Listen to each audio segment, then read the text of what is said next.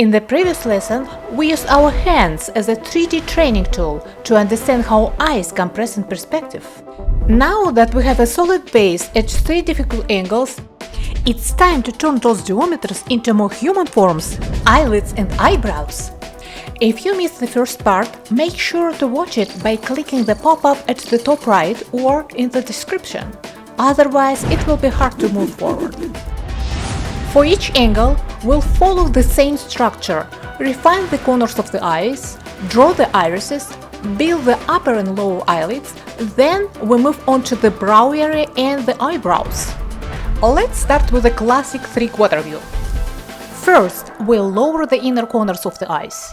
Here, it's important to understand the relief of the form.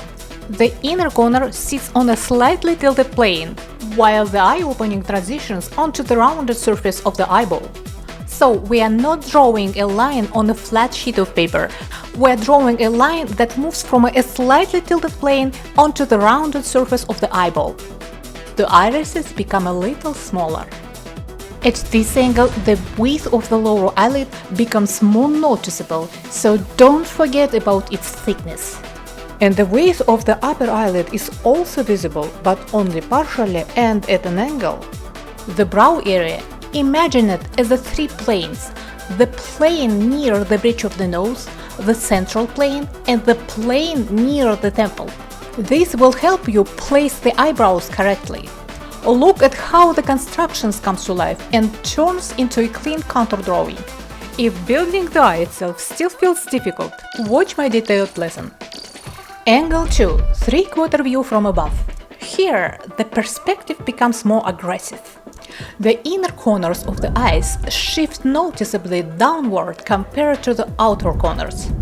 The upper eyelids drop lower and cover the irises even more, so the gaze feels directed downward. At the same time, the thickness of the lower eyelid is very clearly visible.